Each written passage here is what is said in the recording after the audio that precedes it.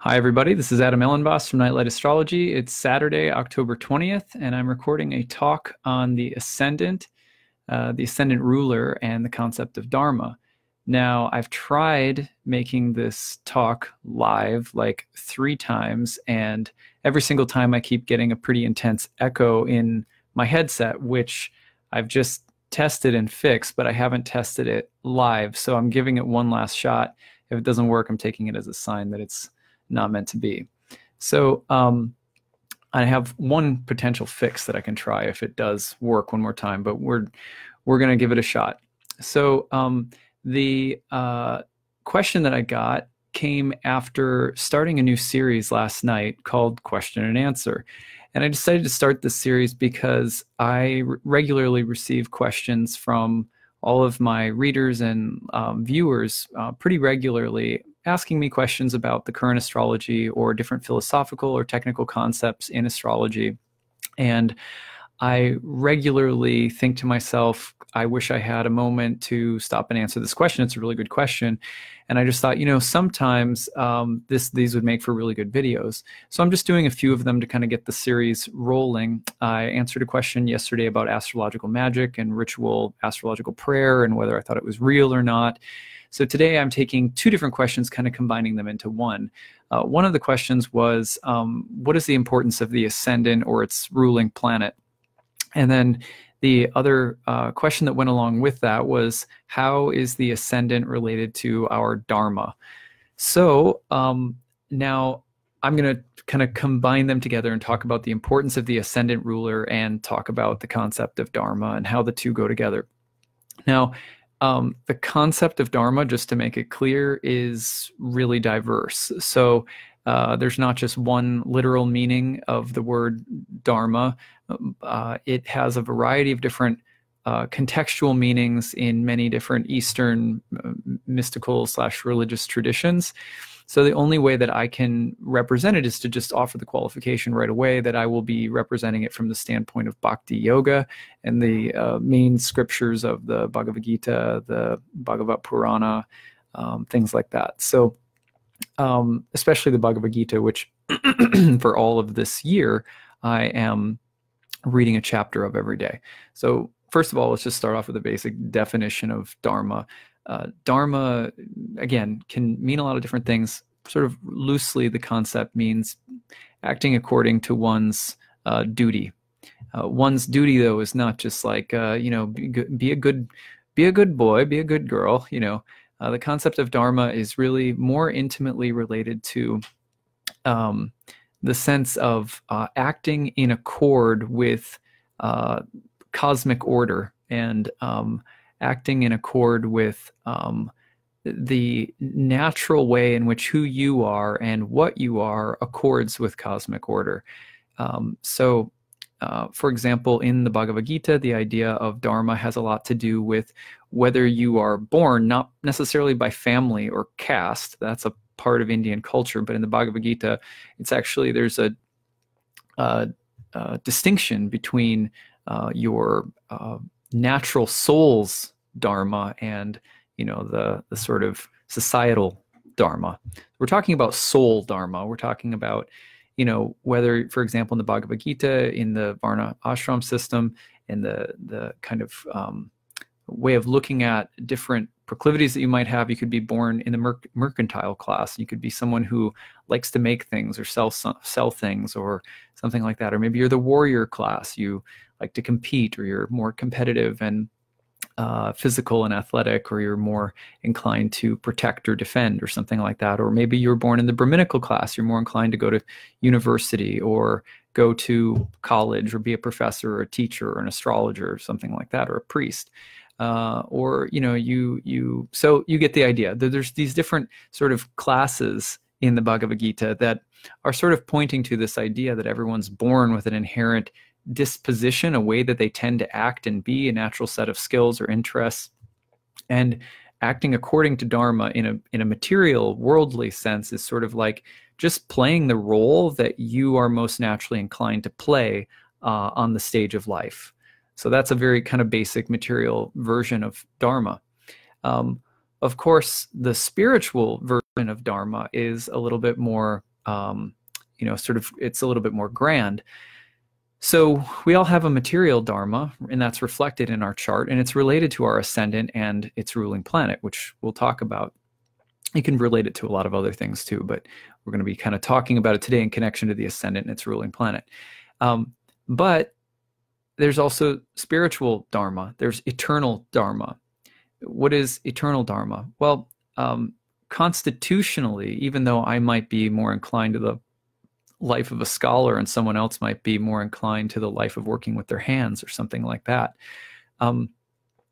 eternally, what is our constitutional dharma? I mean, like, as eternal spirit souls, sort of, what is our dharma? And that can be thought of with a little analogy involving the body. So you think about your hand. This is used in the Christian church when I was growing up. It's used by many, I've heard many different Eastern teachers use this as well. Your finger, right, is a part of your body. It's not the entirety of your body, but it's a part of it. And its eternal dharma in this example is to be in service to the whole, which is the whole of me, let's say. Okay, so my finger's duty is to sort of be a servant that is part of the whole. So similarly, our constitutional position as spirit souls is that we are little beautiful fragmentary parts of the divine whole. And our eternal dharma is to be in a reciprocal, loving relationship with that whole, and to find our sense of purpose eternally in the eternal spiritual realm, so to speak, as a servant of, or a functional part of the whole, whose topmost interest is being a servant to the whole. And that's what gives us happiness. That's what gives us wholeness, a sense of completeness, like that. So in the analogy, it's sort of like my finger is the happiest when my finger is like part of Team Atom and, not going off, doing its own thing. The other way of thinking about this analogy is that you can cut off my finger. The whole is not dependent upon the finger, right? So I can do without my finger. And therefore, in a sense, that is also why the highest happiness for the finger is to be part of the whole, right? Not to be off on its own. So in this material reality, one of the things that we struggle with is the illusion sometimes of being off on our own. And our material, worldly dharma is often the source of how we get lost and confused, not remembering our place as part of the whole. So for example, I might be naturally inclined to the life of scholarship, like I might be like a mathematician, or I might be like English, a student of English literature or something like that. I could be really smart. However, I may have zero interest in myself as an eternal spiritual entity that is part of the whole, right? So in that sense, I have a material dharma, but my spiritual dharma, my constitutional position as part of the whole, is not being actualized. So the idea in the Bhagavad Gita, again, I can only present the way I understand this through bhakti yoga, and imperfect because I'm, I don't consider myself any master of the path or anything like that. But the way that I've understood it, especially through the Gita, is that one of the great work of our lives, in a sense, is it has to do with understanding how our material dharma, our material gifts, skills, and proclivities, the way that we're acting on the stage of material life, can stay in relationship to our identity as an eternal spirit soul and our relationship with the divine whole. And therefore, our material dharma becomes a part of our spiritual service to the divine. So that's kind of the way that I think about it when I work with clients, is not just, well, what are you good at? What are you going to do in your life? But also, most of the time, when people come for an astrology reading, for example, they're not just interested in what am I like, what makes me tick, what will I do, or what my natural dispositions are, because that's kind of like, well, duh, like I know that. You're not telling me anything new. Like I like to read books, or I like to, work outside or, whatever it is. But what people usually really want to know is, how do I fulfill some higher sense of purpose? And this is where there's a fine line between astrology being descriptive of your material dharma and astrology encouraging some kind of yoga or union between your material dharma and your essence as a spiritual being who is working to make sure that your material life, the life that you're living, is in service to the divine whole of which you are a part. So very briefly, that is a kind of ascendant, that's a kind of overview of the idea of, having a material dharma and also having a constitutional dharma as an eternal spirit soul that's part of the whole. And how do we bring our, sort of material dharma in service to our spiritual nature or our spiritual dharma? Now, the idea in the sort of karmic study of the Gita and of the Bhakti Yoga that I study is that over the course of many lifetimes, as the soul evolves and is, more and more is choosing to be identified with its eternal dharma as a part of the whole, and that becomes more and more of its focus, the karma changes. The circumstances of the lives that we are born into change significantly in order to facilitate a closer and closer union between our material lives and our spiritual life. So one of the things that is, sometimes said in general, in the ayahuasca tradition that I've participated in the yoga tradition, and the Christian tradition I grew up in, different traditions say something very similar, which is that the more that you do your spiritual work, the more closely that your life over a long period of time will start to sort of sink in with your spiritual existence. So this is a very important point because it does away with the false dichotomy between material existence and spiritual existence as well. For example, in the Bhagavad Gita, Arjuna, I've said this many times in many of my videos, but Arjuna is standing on the battlefield and he's a warrior. That's his material dharma, right? He's like, this is what his natural inclination is. But he's looking at this incredibly complicated situation and being like, you know what? Like, there doesn't seem to be a good solution for being here in the material world and like doing any of this. This all seems like nothing but yuck.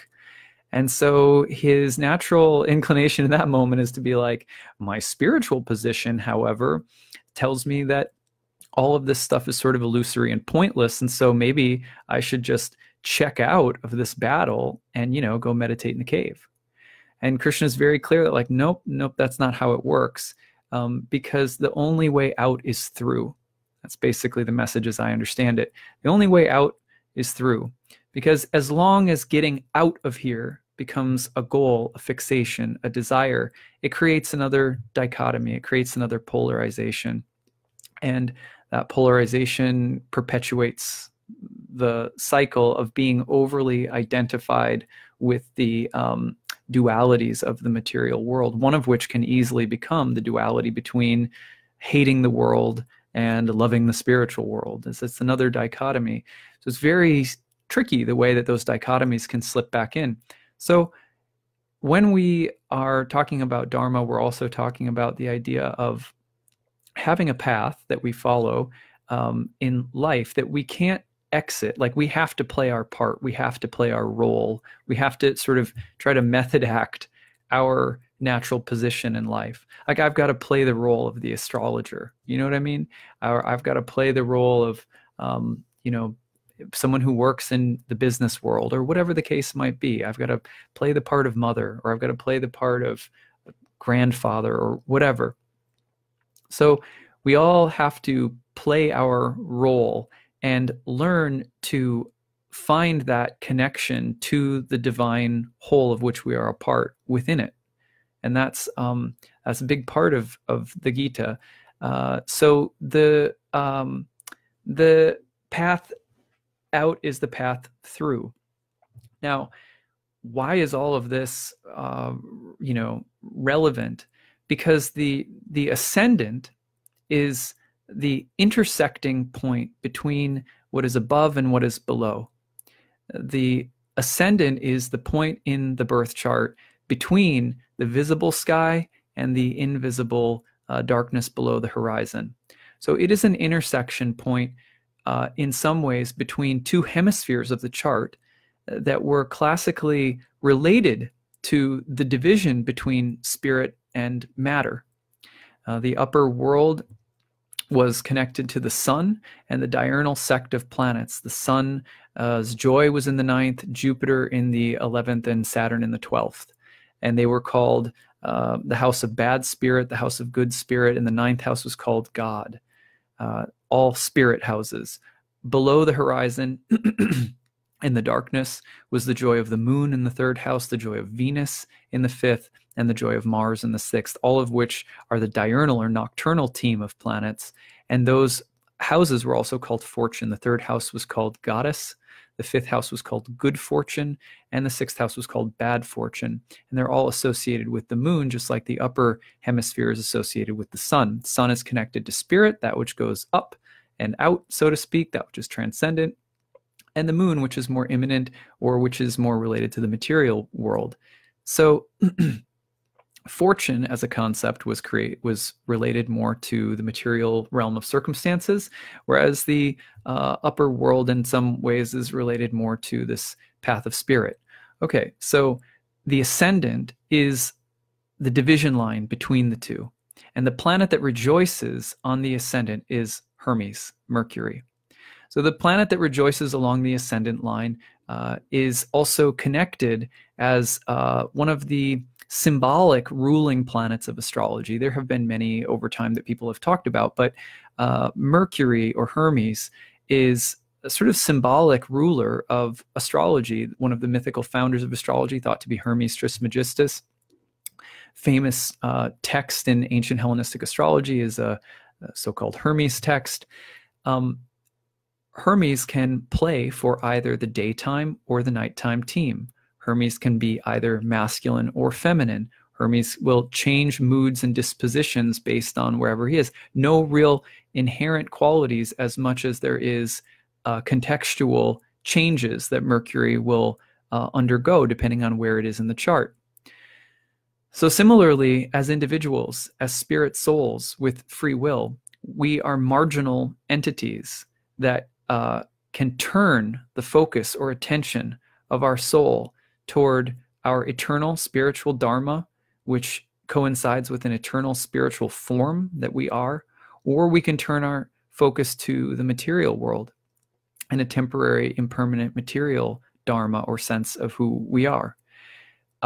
In many ways, the entire work of astrology, the mystical work of astrology, is about yoking those things together. And so the ascendant as a place in the chart is connected with that yoking. It's the division line at which point the symbolic alchemical mixing of that which is above and below come together. Now, another thing that's really important to remember about the ascendant is that there is an association with birth and first things that first appear, and also there is a connection with the helm or the steering place of a ship. So, for example, just as you're coming into the world from the darkness of your mother's womb, so too at the ascendant, stars or planets are first appearing into the visible sky from below the horizon, the sort of metaphorical womb of darkness that is the underworld, or the place below the horizon.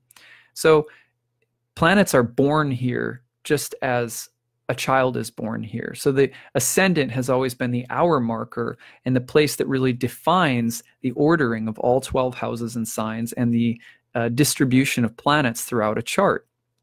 And so it was called the horoscopos, which is where we get the word horoscope from, or the hour marker. And the ascendant place, that little cusp between above and below, as the place where stars are born, as the place it coincides with the place that you are born. And so the ascendant is also the most personally significant house and sign to a certain extent in the wheel. In modern astrology, sometimes this gets a treatment that isn't totally accurate. Sometimes the ascendant is said to be like your superficial mask or persona. This is actually not true. In ancient astrology, the ascendant and its ruling planet held tremendous significance and personal import, as well as planets in your first house. So this idea that there's something superficial about the first house, in my opinion, should be discarded. Instead, we should understand that people are complex. There's often many different signifiers in the chart that will be more personal than others, and sometimes one planet in particular that will be most deeply personal to an individual. Sometimes it's the ascendant ruler or planets in the first house, sometimes it's not. But to say that the ascendant is just some kind of superficial persona is born from a way of looking at the chart that's very recent, and that is to look at the chart as though the entire chart is a map of the psyche. Well, this is not true for a variety of reasons. I'll just mention a few briefly. The main reason this isn't true is because your chart is not all about you. It's not, right? That first of all, just understand that it's not your chart. The personal possessive, my Venus, my Mars, my Sun, well, they're not ours, right? They're planets, and they were the stars of the gods. So they were thought of more like omens, oracles, or indicators, speaking to or offering prognostications about the life of an individual. But you are your own person. You're a spirit soul. Like, you're not your birth chart, right? I've said this a lot before as well. So this modern understanding that the birth chart sort of is you, it comes from a sort of, I would call it a sort of psychedelic psychological projection of mind into cosmos, which is interesting and it's appealing in some ways. I understand why people do it, and I think it's valid to look at the chart in that way. But in ancient astrology, certain planets were representative of your sister, your brother, your child, your deceased father, or your spouse, your boss, your priest, so the chart is a living ecology that's bigger than us, just like the heavens are a community of gods and planets and stars. There's diversity. We're in the chart. Our life is being reflected by the chart. But it's very important, in my opinion, not to get too overly identified with the chart. So when you get overly identified with the birth chart and you start thinking of every single thing as just some kind of blueprint of your own psychological makeup, the problem with that is that then you have to start parsing out, this is more superficial part of you, this is a more real part of you, or whatever, and the ascendant ends up getting called like a more superficial persona or something like that. Again, I think this is troubling because, in my opinion, ancient astrologers had a variety of methods for understanding temperament, behavior, and psychology that are just more advanced because they're very specific. There's, usually there's a lot of them, so it's not like it's without diversity or some flexibility, but there's also a way of looking at the chart that is more concrete and objective. You're looking at the chart as the environment of your life, and it's littered with people and things and places, and it really should be understood as not just an expression of the map of the mind or something like that. So this is all very important because, again, too frequently people think of the ascendant as a superficial part of yourself. In fact, in ancient astrology, it frequently was the most important part of you, and in terms of a psychological sort of description anyway. Not always, and there's very elaborate rules. I won't get into this too much, but I wanted to show you guys this very interesting book. This is Porphyry the Philosopher's Introduction to the Tetrabiblos, where he basically is doing an introduction to Ptolemy's Tetrabiblos, but he lays out like all of these sort of classical rules about astrology from the Hellenistic era. And in this section, there's a whole piece called The Ruler of the Nativity and the Lord and the Ruling Star. And it's a couple of pages long. Chris Brennan did a really nice lecture on this topic at UAC this past year. It's something that I work with pretty regularly, though not as technically as Porphyry lays out. But basically, what Porphyry lays out here is the idea that the most significant planet in the chart is often the sun, the moon, or the rising sign / ruling planet. And so in other words, in ancient astrology, there were different methods of delineating among different potential planets which one might be the most personally significant. So just take that for what take that as you will, but it's just to again emphasize that there is no, it's not appropriate to think of which planets in the birth chart are the always in every case the most personal, or always in every case representing one thing versus not another thing, right? Sometimes Venus is going to represent your siblings. Sometimes Venus is going to represent your money. Sometimes Venus is going to represent something about your personality. And it can wear multiple hats. And so, coming up with anything too narrow about the ascendant, I just warn against that. Okay, so back to the ascendant and this idea of the ritual starting moment. The ascendant is also a place where in ancient divinatory practices, and this is common all around the world, there's a lot of weight placed on how you start a ritual. You have to be prepared. You have to clean, wash your hands. Often there's sacrifices, elaborate ceremonies that are done just so you can get to the place of starting. I saw this in working with ayahuasca for 10 years, the amount of things that go into preparing the altar, the space, the setup before you drink and before the ceremony begins are very elaborate. So that starting moment it's not just, the ascendant isn't just about your first breath or your first moment coming into this world. It's also considered the ritualistic starting point for an act or moment of divination. So if you think about the ancient astrologers, the way that I think it's helpful to imagine this is to think of them, a parent who's probably bringing this information to understand something about the nature of the child, something about their dharma, something about their role in the world, or something like that, and what kind of fortune they'll have. They are bringing this information to an astrologer, and the astrologer is calculating, and what they're doing is saying, okay, the divinatory moment, right? It begins at the time that they come into the world, and the whole configuration of that moment relative to what's appearing for the first time is where the chart stops, where we freeze frame the sky and you get the entire birth chart.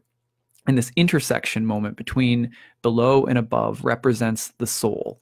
In fact, Manilius tells us, as do numerous other ancient astrologers, that the first house was the house of the spirit and soul. So this is that's why it's such a personal house. And when you look at that ritualistic starting point, where the above and the below are meeting and the child is coming into the earth, everything in the wheel in some ways is then speaking to that appearance. Now, why would it be important that all of the sky would speak to or kind of comment on the appearance moment, right? Like, what's so big about appearances? Well, think about the way that divination works in other settings. For example, let's say that you have a dream, and in this dream, let's say that someone from your past appears, maybe a dead relative or maybe an old friend or something like that. They appear in the dream. And if it's one of those jarring dreams, then it might wake you up from bed. And you sit there, and what is the feeling that you have? The feeling is something just appeared. Something just visited me. I was sleeping, I was just sort of flowing along in my sleep, and then boom, something appeared, something presented itself to me. And the natural next question that we have, if we feel that it has divinatory significance, meaning if we feel that something transcendent, something divine is trying to speak to us, even if it's our own spirit soul trying to just pierce the veil of our material entanglement or unconsciousness and just say, hey, listen to me, something is speaking. We recognize that something is speaking, and we see the appearance as the moment in which something greater is speaking through the appearance. This is the division between the upper and the lower again. Something of higher intelligence or order or meaning is speaking through something of a lower order or meaning. In other words, we don't just wake up and say, well, that's a fact. Something just visited me and it was my old, my old college roommate. Well, go back to bed. No, what we're left with is like, what did that mean? What was being said? In a sense, something is speaking through the thing that appears. Well, similarly, our lives, when we come into a material body, right? Something is ready in the course of our lives to speak through our material circumstances, through our body, through our appearance, through our dharma in the material world. Something of a higher nature is trying to speak through. So the gods, the planets at that moment have the power as signifiers in the sky to speak to what is coming into the world as a spirit soul that's coming into the world in a body. So the body is sort of the fact of the matter. The astrology surrounding the appearance of the body is speaking to the deeper or higher significance of the appearance of this body in the world. That's why there's such divinatory significance around the ascendant, and that's why the ascendant is at this specific place.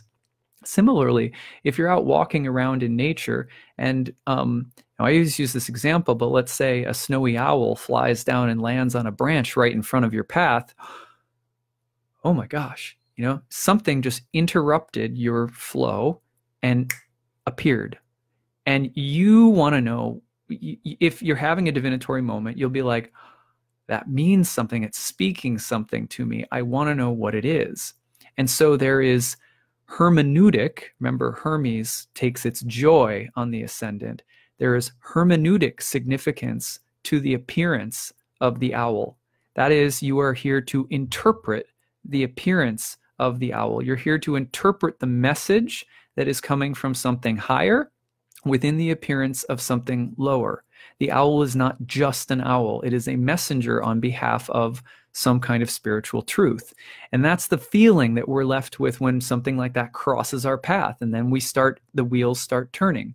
So similarly, the diviner orients the whole chart around the ascendant because, and Mercury takes its joy there because we are hermeneutically trying to understand what is being spoken about this thing that just appeared in the world, this little physical being. And so there's so much that's packed into the ascendant and its relevance. So that's why I thought this would make for a really good talk, right? So now, in terms of practical application, what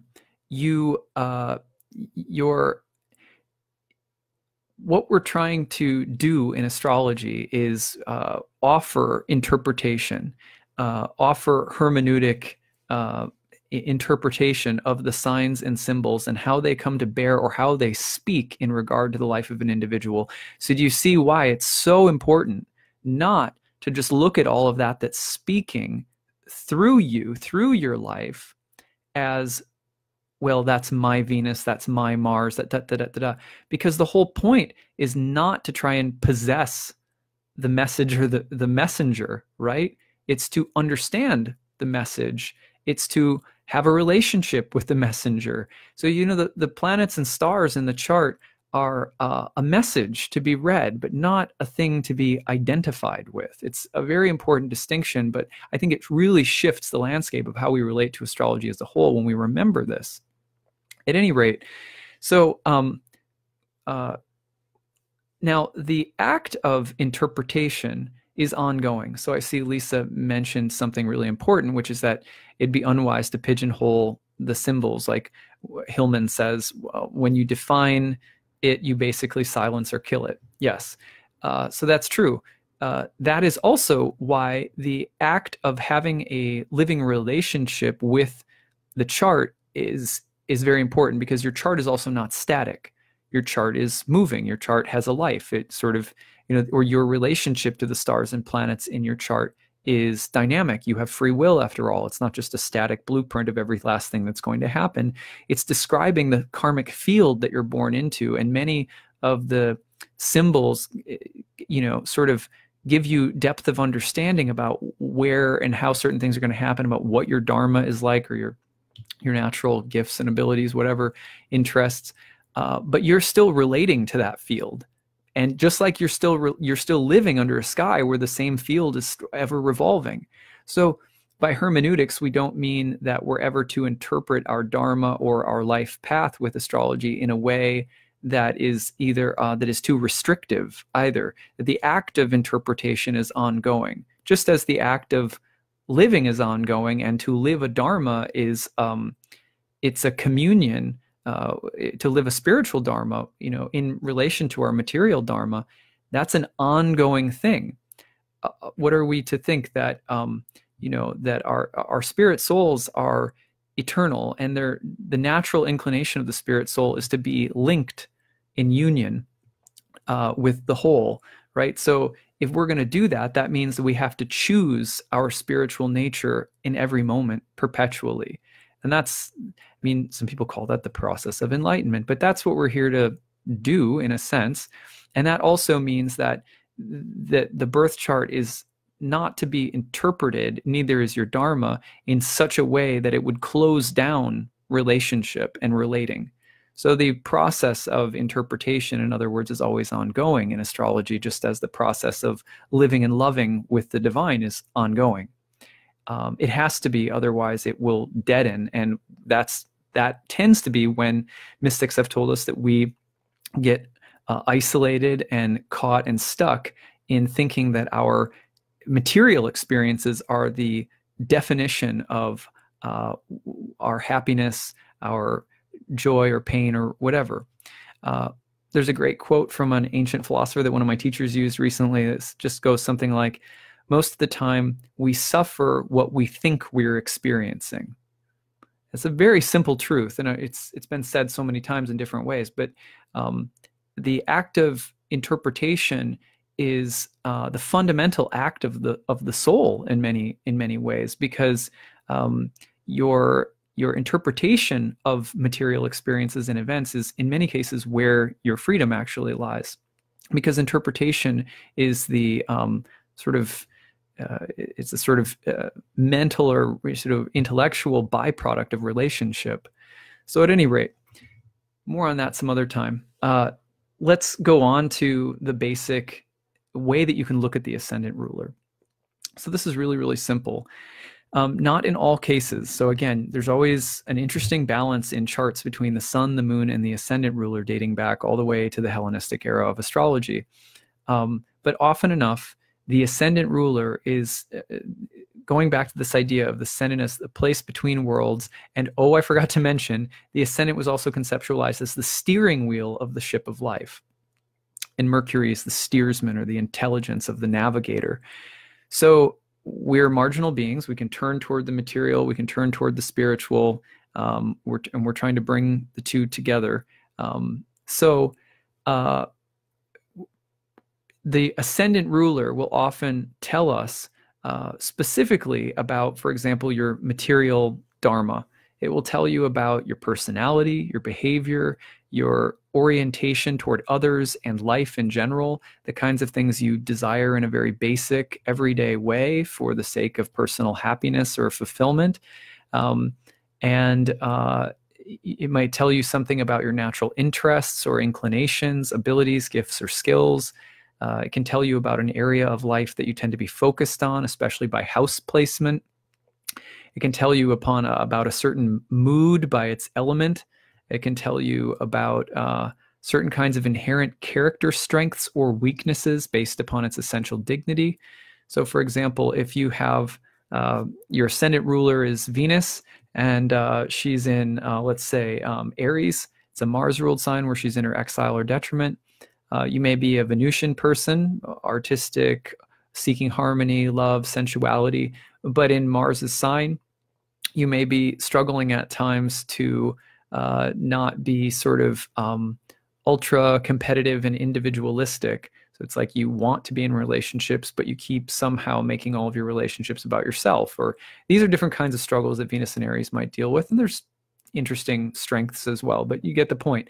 The essential dignity of the ascendant ruler, if it's, exalted, or if it's in its own sign, or if it's in, its detriment or its fall or something like that, can tell you about different kinds of fundamental behavioral or character strengths or weaknesses that you may have and be dealing with.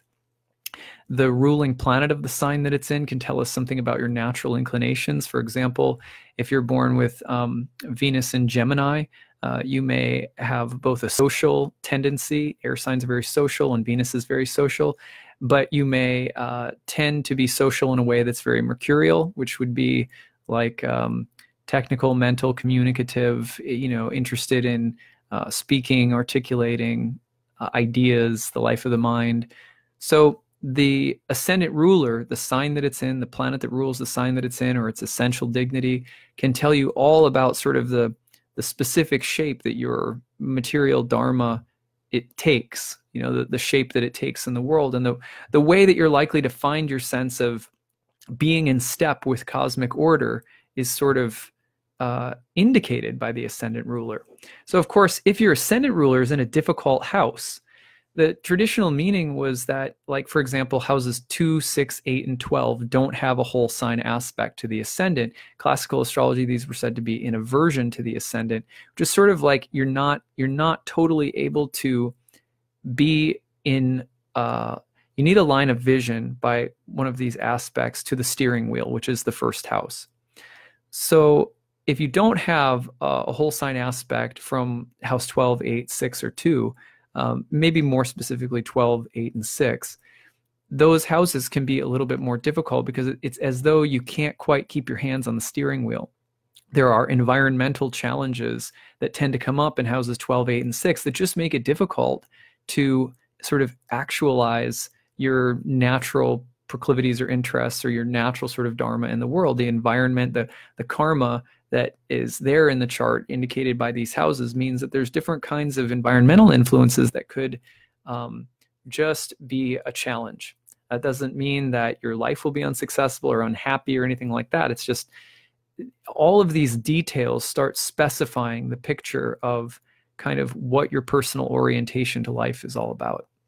And that's probably the broadest way of understanding the ascendant and its ruler. Now, if you have planets in the first house, planets in the first house are also going to give strong indications about natural proclivities or interests. For example, let's say that you have Venus in the first house, or no, let's say Mars. Let's say you have Mars in the first house. Mars in the first house, you might tend to embody Mars-like qualities: competitive, aggressive, challenging, brave, courageous, or maybe you tend to be belligerent, or you tend to like to get into power struggles with people, or you tend to be really assertive. So you'll see that planets in the first house will also tell you a lot about your natural inclinations, which could tell you about what you might be good at doing in the world or how you tend to behave or interact with the world. Now, someone that asked this question also said, what is the natural, what is the way to get the most out of your ascendant or your ascendant's ruling planet? I regularly cringe when I hear questions like this, no offense to my reader, because, well, let's take a meaningful sidetrack for a second. How can you get the most out of your ascendant ruler? The idea of dharma, of having a sense of who you are, is sometimes at odds with this idea in the modern world, a sort of modern humanistic idea that I create my own reality. I can be whoever I want to be. I'm a blank slate, and I'm just waiting to write my own story here, right? So in this day and age, we live in a kind of quote-unquote humanistic moment. I actually feel personally that it's very inhuman, but we live in a quote-unquote humanistic moment where there's a great emphasis placed on kind of writing your own script. You don't have to be limited by anything. Like when we're little, we're told, in education, like you can grow up to be whatever you want to be. Well, the history of astrology disagrees with this.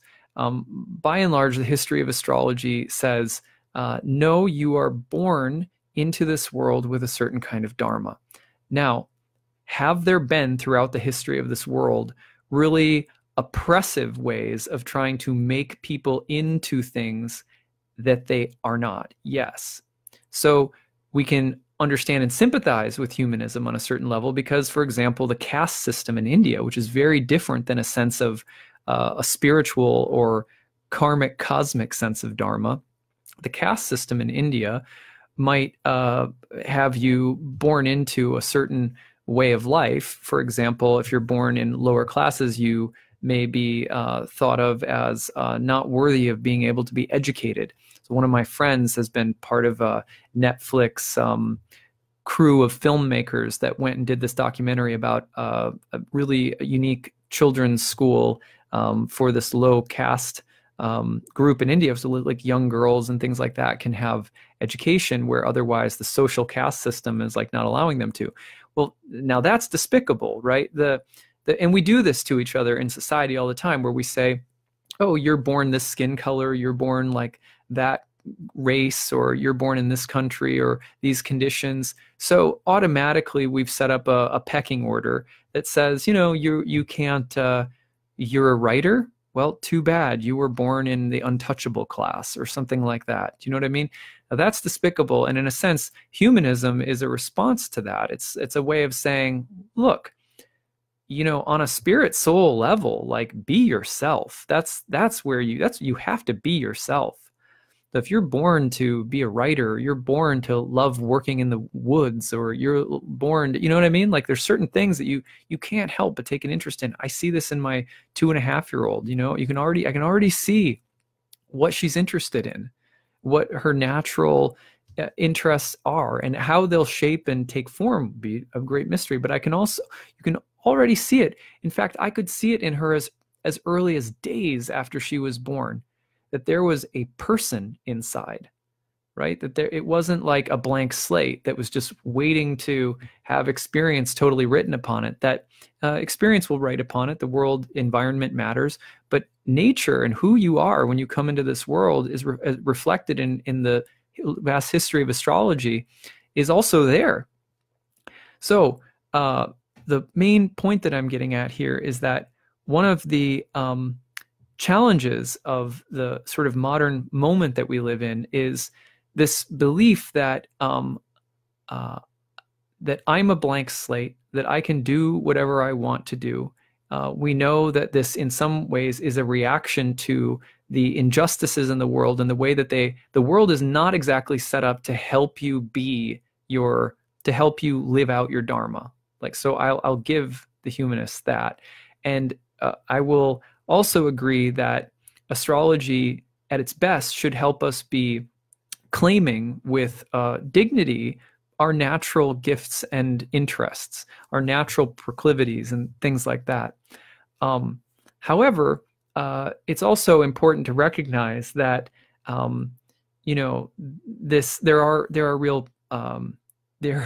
are real complexities involved in the discussion of dharma, because again, material dharmas, everyone has one, but that doesn't mean it's good either, right? Like, Donald Trump has a dharma. Do you know what I mean? And this world and the freedom that we're allowed in this material realm allows us to live out our dharma in selfish intentionality and receive all kinds of results from it. We can do that here, right?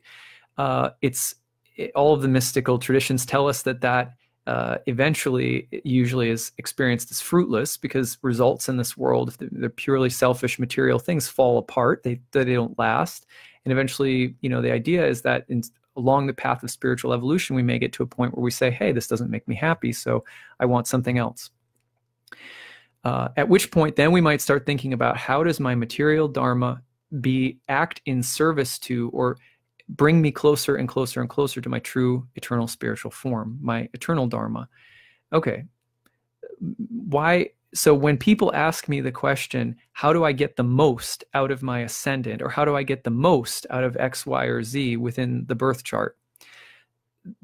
Again, just tuning into this idea of Dharma that's common in many different traditions in the ancient world. Even if the exact word isn't used in the West, there are similar concepts that certain element of character is inborn.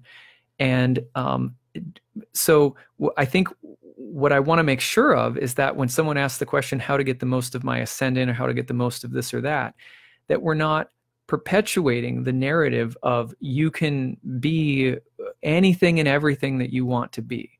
Because in my belief, the ascendant ruler, a lot of things in the chart suggest otherwise, that we are constrained in some ways by our character, and that we're constrained also by certain kinds of fated karmic events or some kind of destiny path. It's not totally wide open. So I think we get the most out of anything in astrology, but especially the ascendant, when we understand that there is a shape to our material dharma, our material duties and natural proclivities. So when we understand that shape, then we can live into it with some freedom and flexibility. But denying that there is one there, or saying, yeah, well, what is it, and how can I just make it, soup it up, and make it into, how can I pimp my ride or whatever, and like make it as awesome as I can for the sake of certain kinds of selfish interests that I have. I'm absolutely not interested in that. At the same time, I believe that the other thing that we can do to make the most out of the ascendant or the ascendant ruler is to recognize that, hey, if I can understand what the ascendant or the ascendant ruler, or maybe the sun or the moon, different placements in my chart, tell me about me, what my natural character is, what my challenges are, what my gifts are, and then I can also do away with any kind of limiting attitudes or fears or ways in which I have unnecessarily held myself back from being what I am. So I often see it go in the opposite direction. It's not just people coming in being like, yeah, tell me how to, pimp my astrological ride, right? But it's also people coming in and saying, I'd really like to write, but it's probably really selfish of me. And, look, they've got 3 planets in their 3rd house, you know what I mean? A place that's often associated with writers. They've got 3 planets in their 3rd house, and wouldn't you know it, Saturn is opposing those planets right now or something. And it's like, oftentimes people, it's not just, in other words, that we struggle with the arrogance of thinking that we can be anything we want. It's also that we struggle with the fear of being who we actually are. Now, I believe that to be who we actually are, it's not good enough to just be like, well, I'm a writer, so that's it. I'm just going to, carpe diem and write the shit out of the rest of my life. Right. Sorry. I'm just going to carpe diem and just, write a bunch of books and like, that's good. I'll call it a day.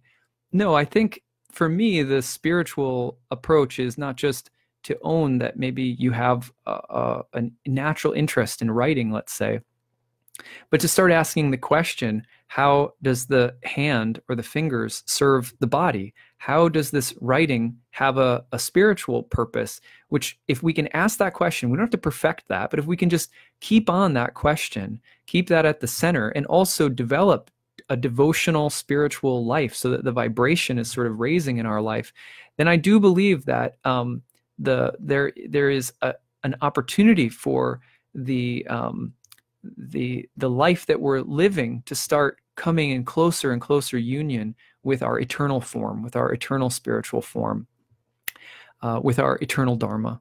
So I hope that this has been a useful talk for everyone. And if anybody has any questions, I'll be happy to take a look. So let me just scan up and see. No echo too. This was great. Let's see. Iris is twin sister of Hermes. Margaret, thank you. Let's see. Lisa, seems like it. Oh, we already read that one. The moon with conjunct transiting Neptune on my ascendant this afternoon. Thank you for your wisdom. It helps. Oh, good. That is a particularly challenging transit for trying to discern or interpret your sense of direction in life. Hermes, hermeneutics, interpretation, that place, the ascendant. Whenever you have transits to the ascendant, they are often moments where you are reinterpreting your sense of dharma, destiny, participation in cosmic order, and often it's a time, therefore, where you'll start something new. There'll be the birth of a new, activity or endeavor in your life. And with Neptune in particular on the ascendant, it can be a little confusing. There's sometimes your sense of self or direction in life needs to go through the car wash, so to speak. Just there's some cleansing, some confusion, some fog, but then maybe a spiritualization or even a deepening of your sort of vision of life, a transcendental sense of why you're here and what you're doing. And it comes through. You just have to trust the process. And don't do drugs, kids. Neptune on your ascendant, Neptune on any planet in the chart. Just don't do drugs in general, probably. But be really, really careful with Neptune and that. Oh, I'm confused. Might as well hit a whole bottle of wine. Not advisable. All right. Lisa says, seek first the kingdom of God and all things will be added to you. Yes, that's exactly right. Krishna says something very similar in the Bhagavad Gita, where he says, when you surrender unto me, I will give you the intelligence that you need to basically bring your life closer and closer to this spiritual state of bliss and relationship with God. And that intelligence comes when we don't have to perfect. How do I take all of my natural skills and become like a level 10 saint? It comes through the integrity, the sincerity in the heart of just wanting to try and give what we are naturally in service to the divine. That integrity starts drawing us closer more than the actions in the world and what they exactly achieve. That's where faith comes in. You have to trust the process. Sabrina says, Neptune is also on my ascendant right now. I resonate. Sabrina, if there's anyone that I trust with making something beautiful of that transit, it would be you, because you're a very brilliant, lovely person. So I'm sure you're gonna do something really great with that transit, I'm sure. Okay, everyone, we're just at about an hour. I'm very happy to have spent some time with you. Glad I got the audio glitches figured out. I hope this talk was interesting. Remember, if you ever want to ask a question for me to do a talk on, like this one, you can email me at nightlightastrology@gmail.com and just put YouTube Q&A in the subject line. That way I know what I'm looking at and try to keep the question as concise as possible. And if possible, also, please don't put something in terms of like, please interpret whatever in my birth chart, because I want it to be something that could be generally applicable to a wide audience. All right, take care, everyone. Happy Saturday.